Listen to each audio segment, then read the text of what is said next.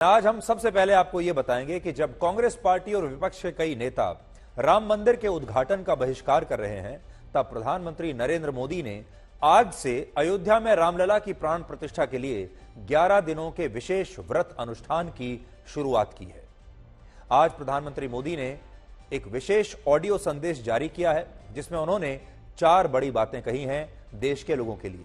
पहली बात, आज से लेकर 22 जनवरी तक प्रधानमंत्री मोदी 11 दिनों का कठिन व्रत रखेंगे और इस दौरान एक विशेष धार्मिक अनुष्ठान का भी वो पालन करेंगे।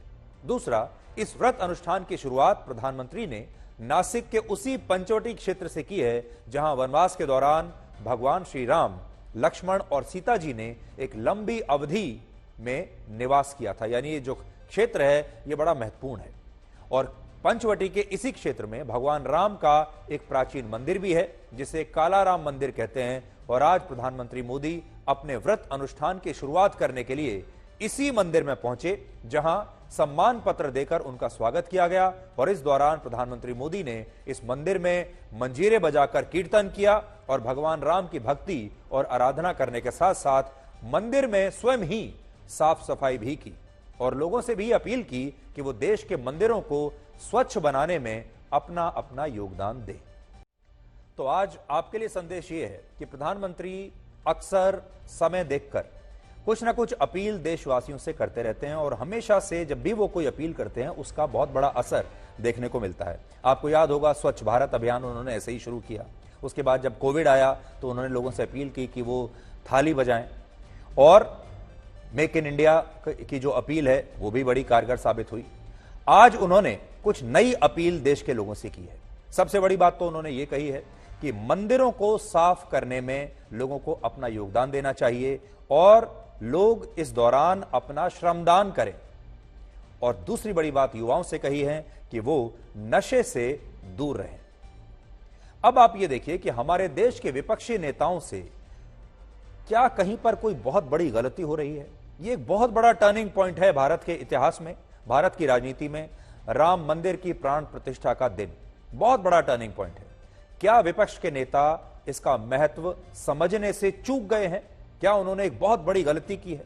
क्योंकि विपक्ष और खासतौर पर कांग्रेस की लड़ाई प्रधानमंत्री मोदी से थी, लेकिन वो मोदी से लड़ते लड़ते अब ऐसा लगता है कि भगवान श्री राम से ही लड़ने लगे हैं, राम मंदिर से ही लड़ने लगे हैं। और उन्होंने भगवान राम के मंदिर का बहिष्कार करके असल में यह पूरा मुद्दा बीजेपी को बड़ी आसानी से एक थाली में परोस कर दे दिया है। और इससे कहीं ना कहीं देश में यह संदेश गया है कि विपक्ष की राम मंदिर में ना तो आस्था है और ना ही कोई रुचि है। तो आज बड़ा सवाल यह है कि क्या विपक्ष ये एक बहुत बड़ी गलती कर रहा है? सोचिए, कांग्रेस और विपक्ष के तमाम नेता अगर ये कहते कि भगवान श्री राम सिर्फ बीजेपी के नहीं है, सिर्फ नरेंद्र मोदी के नहीं है, और वो भी राम मंदिर के उद्घाटन में शामिल होते और कहते कि हमारी भी उतनी ही आस्था है, हम भी उतनी ही श्रद्धा के साथ, उतने ही उत्साह के साथ राम मंदिर के इस कार्यक्रम में शामिल होंगे, हम क्यों नहीं जाएंगे? हम जरूर जाएंगे, फोटो भी खिंचवाएंगे, इंटरव्यू भी देंगे, वहां पर हम आपको खड़े हुए नजर भी आएंगे, रामलला का दर्शन भी करेंगे। अगर विपक्ष ये कहता तो बीजेपी के लिए मुश्किल खड़ी हो सकती थी। और ऐसा ना करके विपक्ष की जो लड़ाई है, विपक्ष ने यह साबित कर दिया है कि उसकी लड़ाई असल में प्रधानमंत्री मोदी और बीजेपी के खिलाफ जो है वो थी।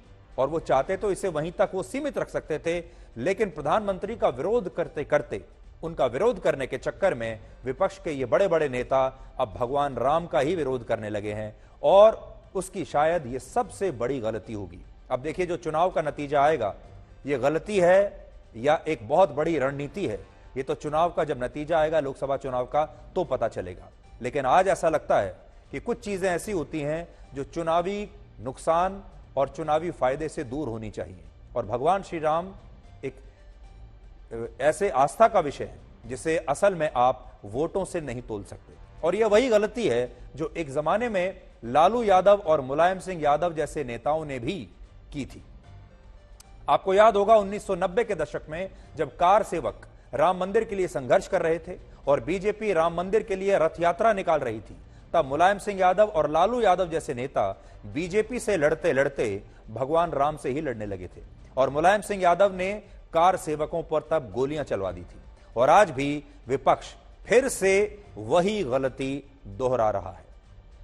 आज पूरा देश ये देख रहा है कि प्रधानमंत्री मोदी तो राम मंदिर के लिए व्रत अनुष्ठान कर रहे हैं, लेकिन विपक्ष राम मंदिर के उद्घाटन का विरोध करके भगवान राम का एक प्रकार से अपमान कर रहा है। इसके अलावा आज पूरे देश में इस बात की भी चर्चा है कि जब पंडित जवाहरलाल नेहरू ने वर्ष 1949 में बाबरी मस्जिद में भगवान श्री राम की प्रतिमा मिलने पर कुछ नहीं किया और इससे सांप्रदायिक तनाव फैलने की आशंका जताई, और फिर बाद में सोमनाथ मंदिर के प्राण प्रतिष्ठा कार्यक्रम का भी उन्होंने विरोध करते हुए इसके निमंत्रण को अस्वीकार कर दिया था, और तब के राष्ट्रपति को भी यह सलाह दी थी कि वो भी इसमें शामिल ना हो। और फिर आगे चलकर उनकी सुपुत्री इंदिरा गांधी लगभग 17 वर्षों तक देश की प्रधानमंत्री रहते हुए भी कभी अयोध्या में राम जन्मभूमि के दर्शन करने के लिए नहीं गई, और इसके बाद उनके पुत्र राजीव गांधी भी कभी राम जन्मभूमि के दर्शन करने नहीं गए। और फिर यूपीए की सरकार में वर्ष 2007 में भगवान श्री राम को काल्पनिक बताया गया। अगर उस नेहरू गांधी परिवार से सोनिया गांधी राम मंदिर के उद्घाटन में अगर नहीं जा रही हैं, तो इससे असल में किसी को कोई हैरानी नहीं होनी चाहिए। आप देखेंगे शुरुआत से उन्होंने इसी परंपरा का निर्वहन किया है। लेकिन क्या इस बार लोकसभा के चुनाव में कांग्रेस को इसका भारी नुकसान उठाना पड़ेगा? यह देखने वाली बात होगी। और आज कांग्रेस के अध्यक्ष मल्लिकार्जुन खड़गे ने भी कहा है कि प्रधानमंत्री मोदी राम मंदिर की नहीं बल्कि चीन, बेरोजगारी और गरीबी के मुद्दे पर बात करें तो ज्यादा अच्छा होगा। तो इस प्रसंग से आप यह भी सीख सकते हैं कि अगर जिस प्रकार से भगवान श्री राम के जीवन में हनुमान जी जैसा भक्त था, अगर आज के जमाने में इस कलयुग में आपको हनुमान जी जैसा कोई सहायक मिल जाए, हनुमान जी जैसा कोई मित्र मिल जाए, हनुमान जी जैसा कोई अगर असिस्टेंट भी मिल जाए, तो आप अपने जीवन के तमाम युद्धों को जीत सकते हैं। आपका जीवन आसान भी हो सकता है और वो आपको बहुत मदद कर सकता है। प्रधानमंत्री मोदी राम मंदिर के साथ साथ कैसे देश की आर्थिक तरक्की के लिए भी काम कर रहे हैं, आज आपको हम ये दिखाने वाले हैं। यानी मंदिर तो है ही, लेकिन मंदिर के साथ विकास भी है। ऐसा नहीं है कि मंदिर बन रहा है तो स्कूल नहीं बनेंगे, कॉलेज नहीं बनेंगे, अस्पताल नहीं बनेंगे, सड़कें नहीं बनेंगी, विकास नहीं होगा। क्या दोनों नहीं हो सकते? और इस समय अच्छी बात यह है कि दोनों काम हो रहे हैं। राम मंदिर के उद्घाटन से सिर्फ 11 दिन पहले आज प्रधानमंत्री मोदी ने देश को उसका अब तक का सबसे बड़ा समुद्री पुल समर्पित किया है, जिसका नाम है अटल सेतु। नवी मुंबई को मुंबई से जोड़ने वाले इस पुल की लंबाई है 21.8 किलोमीटर, यानी लगभग 22 किलोमीटर लंबा यह पुल है। और यह भारत का अब तक का सबसे लंबा समुद्री पुल है, क्योंकि यह समुद्र के अंदर से होकर जा रहा है। विडंबना यह है कि जो विपक्षी दल आज यह कह रहे हैं कि मंदिर की जगह इस देश में स्कूल, अस्पताल, सड़कें और पुल बनने चाहिए, उन्हीं विपक्षी दलों ने अपनी अपनी सरकारों के दौरान इस पुल का कभी निर्माण नहीं होने दिया। यानी उन्होंने राम मंदिर को तो रोक कर रखा ही, लेकिन ऐसा नहीं है कि मंदिर की जगह उन्होंने सड़कें बना दी हों, पुल बना दिए हों, बड़े बड़े स्कूल बना दिए हों, अस्पताल बना दिए हों। इस पुल को बनाने का पहला विचार वर्ष 1963 में आया था, जब देश में पंडित जवाहरलाल नेहरू की सरकार थी। लेकिन दुख की बात यह है कि वर्ष 1963 से वर्ष 2018 तक, यानी 55 वर्षों तक यह पुल सरकारी फाइलों में ऐसे ही अटका रहा। तो ये विपक्षी दल जो ये कह रहे हैं कि मंदिर से पहले पुल और सड़कें बनने चाहिए, उनसे आज हमारा सवाल यह है कि उन्हें इस पुल को बनाने से आखिर किसने रोका था, और इस पुल को बनने का, इसके उद्घाटन का 2024 तक इंतजार करने की क्या आवश्यकता थी? यह पुल 55 वर्षों तक सरकारी फाइलों में फंसा रहा, और जब वर्ष 2014 में नरेंद्र मोदी प्रधानमंत्री बने, तब उन्होंने गंभीरता से प्रयास किए, और फिर वर्ष 2018 में इस पुल का निर्माण शुरू हुआ, और रिकॉर्ड 5 वर्षों में समुद्र में इस लगभग 22 किलोमीटर लंबे पुल का निर्माण हुआ। जबकि हमारे देश में अब भी राज्यों में छोटे से छोटे सरकारी पुलों को बनने में भी इससे कहीं ज्यादा समय लग जाता है। उसके उदाहरण भी मैं आपको दूंगा। मुंबई के लोग आज इस पुल का महत्व समझेंगे, क्योंकि मुंबई के लोग जानते हैं कि उन्हें कितनी परेशानी होती है, मुंबई में कितना जबरदस्त ट्रैफिक जैम रहता है, और यह पुल उनके लिए एक वरदान की तरह साबित होगा। और इस पुल से उन्हें न सिर्फ आसानी होगी, बल्कि उनका बहुत समय बचेगा।